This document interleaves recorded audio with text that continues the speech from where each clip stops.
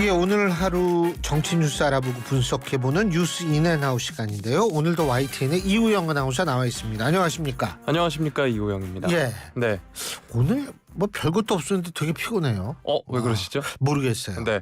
앵커님 갱년기인가? 혹시 어제 늦은 시간까지 그 PT 보셔서 그런 거 아닐까요? 저는 그렇지는 않습니다. 그렇습니까? 늦게까지 OTT를 보면 봤지 네. PT를 보진 않습니다. 네. 죄송합니다. 네. 사실 그 앞서서 오프닝 때도 말씀해 주셨지만 그 PT의 첫 번째 주자가 예. 싸이 씨였습니다. 가수 예. 싸이 씨. 저도 이제 가수 싸이 씨 참 군대에서 좋아하는데. PT 체조했었어요? 네, 했습니다. 네. 갑자기 PT라고 그래서 어제 늦게까지 PT 체조를 했다는 얘기가 좀 그렇게 생각했더니 네. 프레젠테이션의 약자 PT였군요. 네, 맞습니다. 네. 예. 퍼스널 트레이닝도 아니고요. 예. 네. 그 어제 싸이 씨가 이제 첫 번째 PT자로 나섰는데 싸이 씨가 정말 스타가 된데 가장 큰 공헌을 한 플랫폼이 뭡니까? 교수님. 저 강남 스타일이죠. 네, 강남 스타일인데 유튜브 뮤비 조회수가 팍 터지면서 스타가 되지 않았습니까? 유튜브. 네. 야. 네, YTN 라디오도 좋아요. 네, 세계적으로 뻗어가기 위해서 그렇죠. 유튜브를 통해서 구독과 좋아요 부탁드리고요. 예. 신율의 뉴스 정면 승부도 계속해서 좋아요와 구독 부탁드리겠습니다. 지금 미국하고 캐나다도 지금 난리래요. 우리 거 유튜브 봐가지고. 정말요? 예, 그것도 네. 믿고 있구나. 자, 네. 오늘 첫 소식은 뭐예요? 예. 자, 오늘 첫 소식은 고교 학점제 관련 소식 다뤄보도록 하겠습니다. 예. 교육부가 오늘 정부 서울청사에서 공교육 경제력 제고 방안을 발표를 했습니다. 이 내용에는 올해 중학교 2학년 학생들이 고교에 진학하는 2025학년도부터 자신이 원하는 과목을 골라 듣는 고교 학점제 전면 시행이 들어있고요. 또 기존의 고교 학점제 안착의 선결 조건으로 꼽혔던 공통과목 내신 전면 성취평가제 절대평가는 도입되지 않는다고 합니다. 또 이제 책임교육 학년 등의 제도가 있는데요. 일단 고교 학점제부터 살펴드리도록 하겠습니다. 전면 시행 시기를 놓고 이견이 있었는데 고교 학점제가 예정대로 2025학년부터 실시하기로 했습니다. 하지만 앞서서 말씀드렸다시피 고1 공통과목 전면 성취평가제는 시행하지 않는데요. 이 현재 고교 내신을 살펴보면 1학년은 대입 전형을 위해서 성취평가와 9개 등급 상대평가를 함께 실시하고요. 2, 3학년은 성취평가만 시행한다고 합니다. 즉 1학년은 상대평가고 2, 3학년은 절대평가인 셈인데요. 전문가들은 고교 학점제가 전면 시행되면 제도 도입 취지에 맞게 학생들이 성적이 잘 나오는 과목이 아니라 실제로 원하는 과목을 수행하게 하려면 모든 과목에서 성취평가제, 즉 절대평가를 해야 한다고 지적을 해왔습니다. 교육부가 이에 대해서 공통과목 전면 성취평가나 석차 5등급제, 석차 9등급제 유지 등 다양한 방안을 검토를 했는데 내신평가의 신뢰성, 공정성 확보와 대입 변별에 대한 우려가 있었다면서 앞으로 상황을 봐가면서 보완할 부분 보완하겠다라고 했고요. 또 프로젝트 학습 등 참여형 수업을 늘리고 객관식 문항 대신 논서술형 평가를 강화하기로 했습니다. 또 책임교육 학년 이게 있는데 교과 공부를 본격적으로 시작하던 초등학교 3학년 또 중등교육을 시작하는 중학교 1학년을 책임 교육 학년으로 지정해서 학습을 돕기로 한 겁니다. 학년 초의 성취 수준을 진단하기 위해 맞춤형 학업 성취도 평가에 초3, 중1 학생들이 모두 참여할 수 있도록 교육청에 권고를 하고요. 참여 여부를 교육청 평가에 반영하기로 했습니다. 이게 한때 일제고사로 불린 국가 수준 학업 성취도 평가와는 별개의 평가라고 하고요. 진단 결과에 따라서 중점적으로 학습을 지원하는 대상을 현재는 기초학력 미달 학생인데 2025학년에는 중하위권 학생까지 계속 확대한다고 합니다. 또 얼마 전에도 전해드린 소식이었는데 지난 정부에서 일반고로 전환하기로 했던 자사고, 외고, 국제고를 존치하기로 하고 관련 시행령을 올해 말까지로 개정하기로 했습니다. 다만 외고랑 국제고의 경우에는 희망하는 경우에 국제 외국어고로 전환해서 또 학교 체제의 교육 과정을 함께 운영할 수 있도록 할 방침이라고 합니다. 자, 일단 교육계에서는 이런 제도가 도입되면 공교육 경쟁력이 높아지고 지역 명문고가 부활해서 지방 소멸을 늦출 수 있다는 찬성론, 또 학교 서열화가 심화할 것이라는 반대론이 맞서고 있는 상황인데요. 자, 일단 말도 많고 탈도 많았던 이 고교 학점제 내후년부터 전면 시행됩니다. 이에 대해서는 어떻게 보시나요? 이게 문재인 정권 때 이 하자고 그래서 이제 그 예정돼 있던 거죠. 근데 사실 준비가 어느 정도 됐는지는 전 잘 모르겠어요. 네. 그리고 제가 이제 기억하는 게 좀 전에 한 뭐 10년 전쯤 되나 이 제2외국어로 아랍어를 선택하는 학생들이 굉장히 많았던 적이 있어요.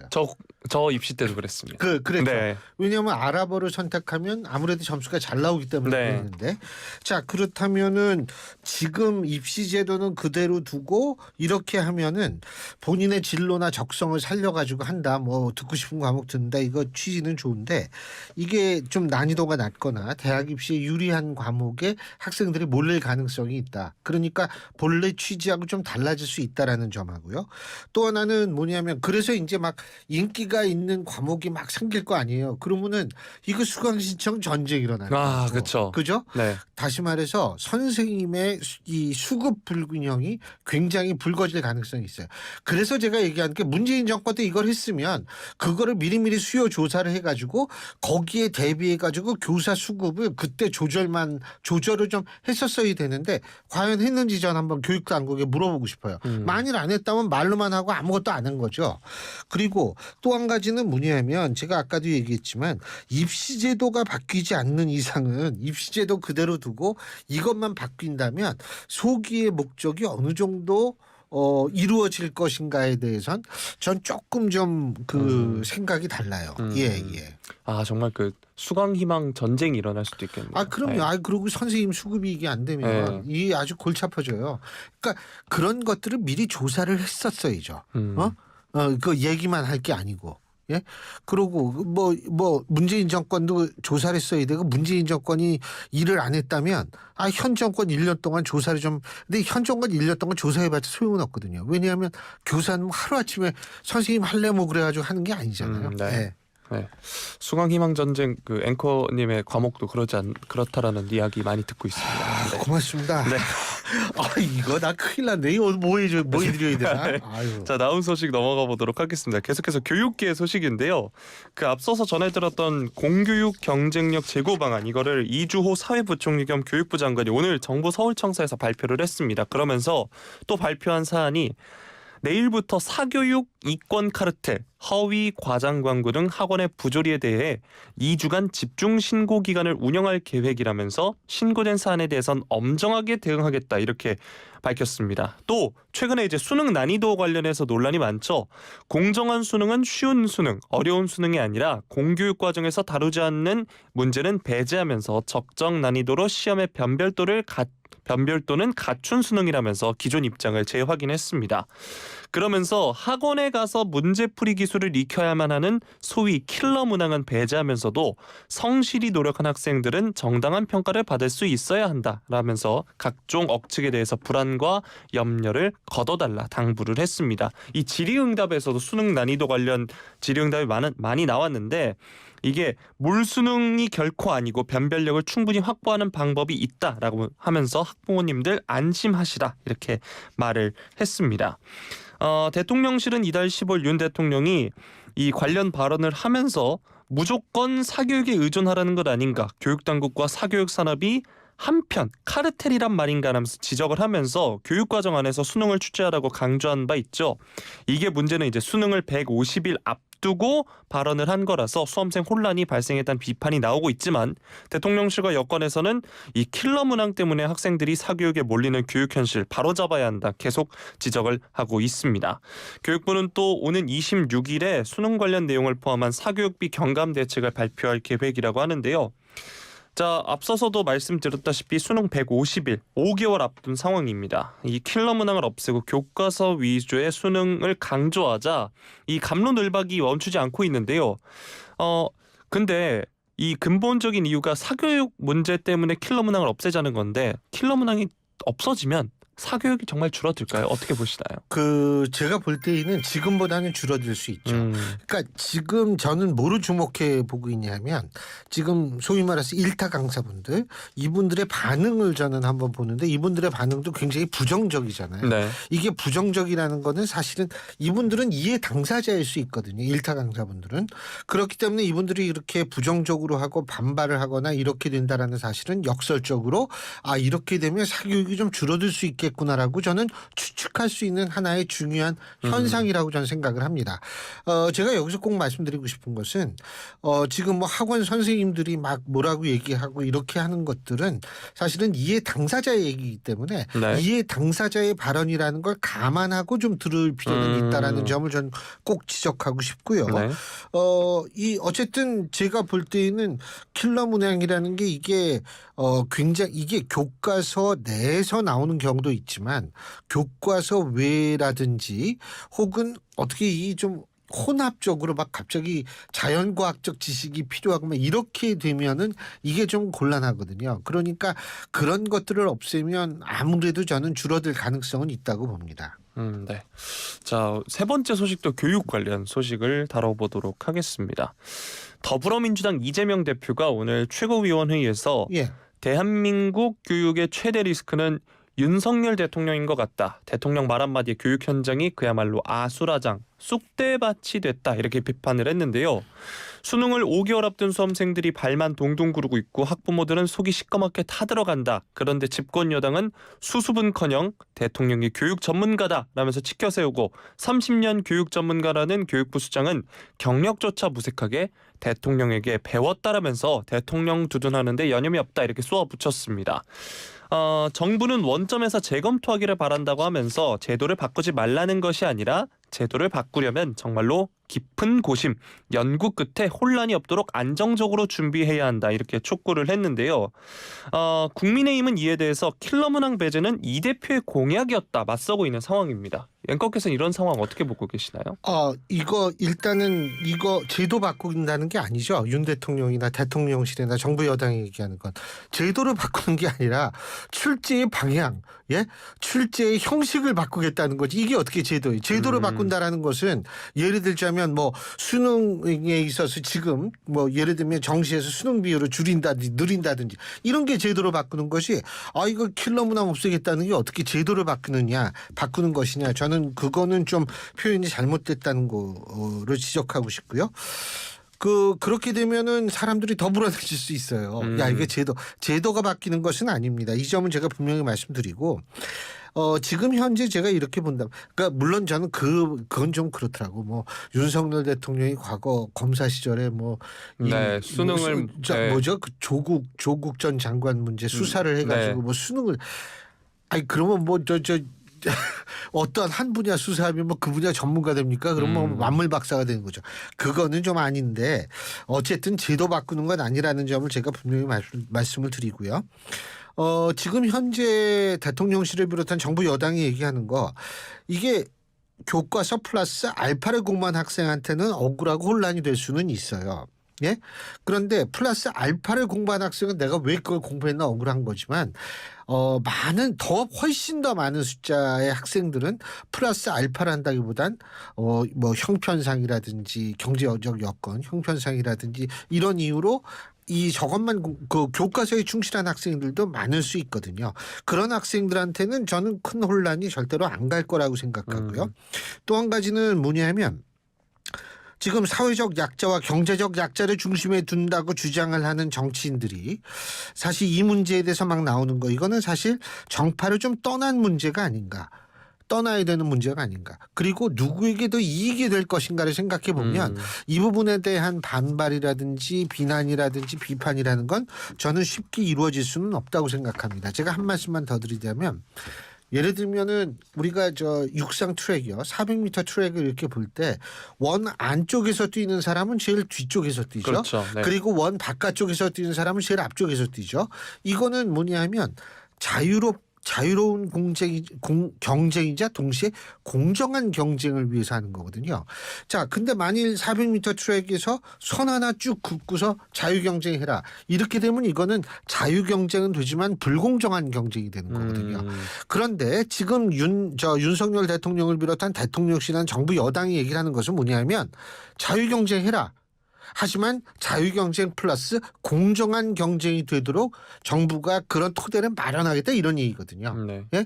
그렇기 때문에 거듭 말씀드리지만 제도를 바꾸는 거 5개월 만에 큰일이죠. 제도 바꾸는 것도 아니고. 그리고 마지막으로 한 말씀만 더 드리자면 정말 자신의 본질에 충실하게 공부한 학생은 전혀 문제 없어요. 예. 네. 이상입니다. 네. 자, 다음 소식으로 넘어가 보도록 하겠습니다. 앞서서 오프닝 때도 말씀해 주셨죠. 바로 어제 있었던 이 PT 소식 다뤄보도록 하겠습니다. 네.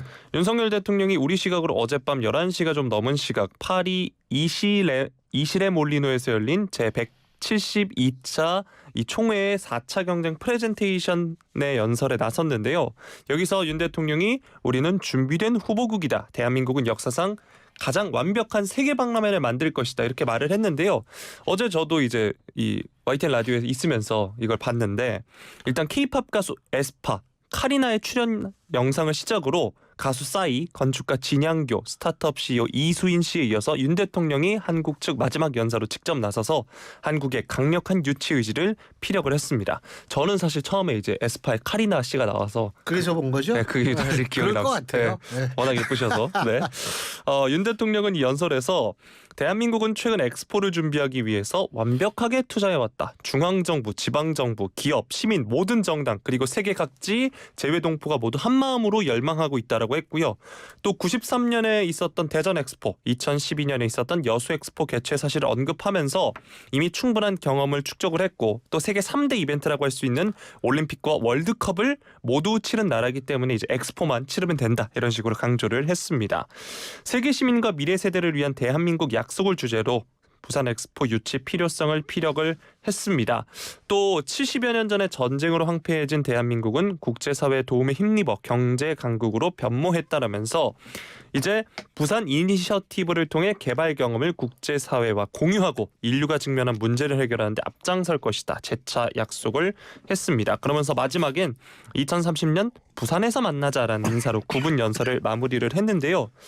자, 일단 이날 우크라이나 오데사가 후보에서 빠지면서 네. 괜찮습니다. 예. 네, 이 4차 경쟁 PT는 부산과 사우디아라비아의 리야드, 이탈리아의 로마 3파전으로 진행이 됐습니다.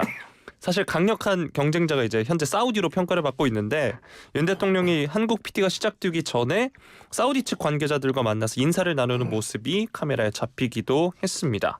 이번 연설의 키워드가 미래, 약속, 보답, 연대 이렇게 크게 4가지인데요. 예. 모처럼 여야가 한 목소리로 긍정평가를 하고 있습니다. 더불어민주당의 우원식 의원도 오늘 BBS 라디오에서 잘한 것은 잘했다고 해야 한다 이렇게 말을 하기도 했는데요. 어제 PT 어떻게 보셨나요?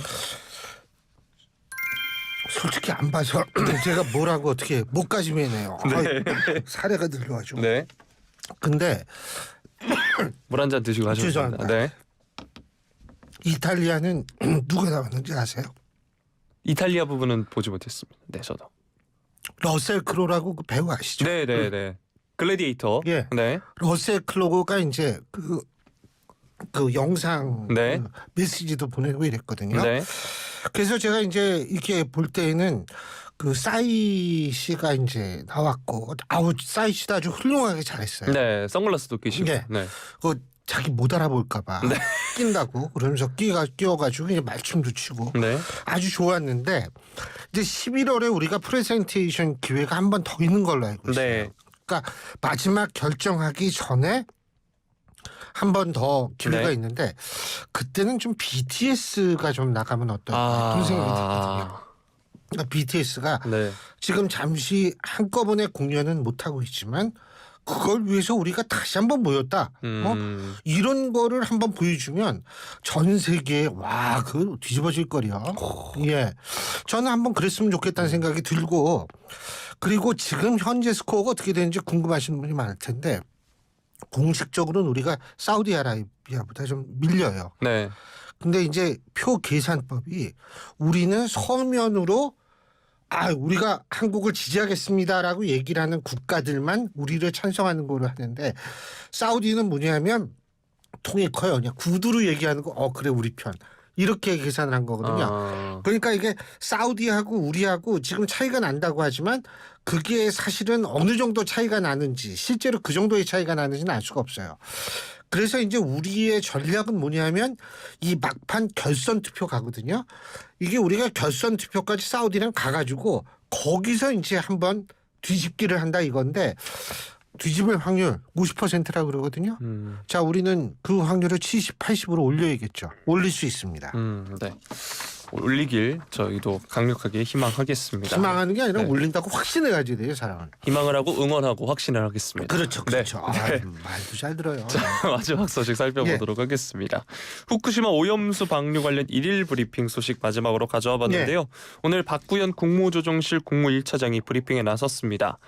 브리핑에서 후쿠시마산 수산물 수입 금지 조치와 관련해서 네. 일본 측이 WTO에도 다시 제소하지 않는 방향으로 내부 방침을 정했다는 언론 보도에 대해서 이 박 1차장이 국민의 건강과 안전에 대한 문제인 만큼 우리 정부가 절대 양보할 수 없는 영역이다. 일본 측의 대응 방침 변화가 후쿠시마산 수산물 수입 여부에 대한 우리 정부의 입장에 영향을 미치는 것은 아니다. 이렇게 밝혔는데요. 예.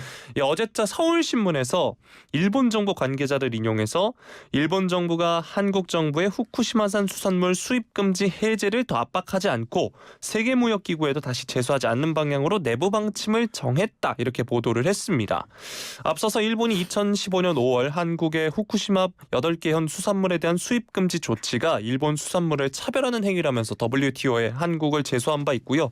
WTO는 2018년 2월 우리나라에 패소 판정을 했습니다. 그런데 이 같은 판정이 2019년 4월 무역 분쟁의 최종심에 해당하는 WTO 상소기구 판정에서 뒤집혔었는데요. 이 박 차장이 어제 보도를 언급하면서 보도가 사실이라면 일본의 WTO 제소에 대응해야 할 우리 정부의 부담이 줄어드는 것은 사실이다. 이렇게 말하면서도 국민의 건강과 안전은 무엇과도 바꿀 수 없는 최대의 국익. 우리 정부도 이 문제에 대해서만큼은 타국의 선의에 의존해서 대응 방향을 결정할 생각이 없다. 이렇게 강조를 했습니다. 또 임승철 원자력안전위원회 사무처장도 브리핑에 나섰는데요. 이 다액종 제거 설비 알프스의 고장 사례에 관련해서 설명을 했습니다. 앞서 정부가 2013년부터 작년까지 설비 부식, 전처리 설비 필터 문제, 배기 필터 문제 등 총 8건의 알프스 고장 발생을 확인했고 정밀 분석을 진행 중이라고 밝힌 바 있는데 이 도쿄전력 홈페이지에 4건이 더 있었다는 보도가 있었다면서 이 4건은 별개의 건이 아니라 이미 설명한 바 있는 8건에 포함해서 분석 중인 사안이다라면서 설명을 했습니다. 자, 이렇게 정부가 관련해서 1일 브리핑에 나서고 있는데요. 오늘 브리핑은 어떻게 평가하시나요? 이 알프스 문제요. 제가 네. 이제 항상 얘기하는 게 지금은 그러니까 방류 초기에는 저는 큰 문제 없을 거라고 봐요. 근데 이제 사람들이 이게 30년 뭐 내보낸다니까 관심이 조금 떨어지고 뭐 아무 일 없네 이렇게 됐을 때 이때를 우리가 눈여겨볼 필요는 네. 있거든요. 그렇기 때문에 우리가 사실은 IAEA뿐만이 아니고 우리도 정기적으로 그 알프스를 좀 이 점검을 한 거 제대로 돌아가고 있는지를 체크하는데 참여할 거기에 신경을 써야 돼요. 거기에 신경을 저는 써야 될 거라고 보고 그리고 뭐 후쿠시마 수산물 수입 금지 이건 뭐 정부가 계속 얘기하고 지금 수입 안 하고 있어요. 근데 자꾸 야당은 우리 수입에 반대한다. 아니 그러니까 저는 이랬으면 좋겠어요. 수입에 반대한다 이렇게 나오면 이쪽은 어떻게 해야 되냐면 수입 안 한다. 자꾸 이렇게 얘기를 해야지 수입에 반대한다라는 얘기만 하면 수입한다라고 느끼는 거. 이게 제가 왜 중요하다고 보냐면 이렇게 되면은 이 수산물 업계에 종사하시는 분들이 타격이 또 커져요. 네. 그렇기 때문에 분명히 정부가 수차례 얘기했음에도 불구하고 자꾸 반대한다.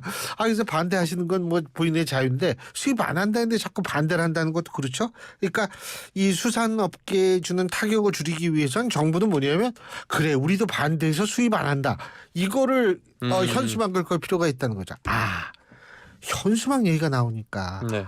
제가 이거 좀 정치권에 좀 촉구를 하고 싶어요. 현수막 공이라고 생각 안 하세요? 현수막 요즘 너무 많습니다. 너무 많아요. 네. 그 뭐 기분 좋은 현수막도 아니고 서로 물어뜯는 현수막 네. 아니에요.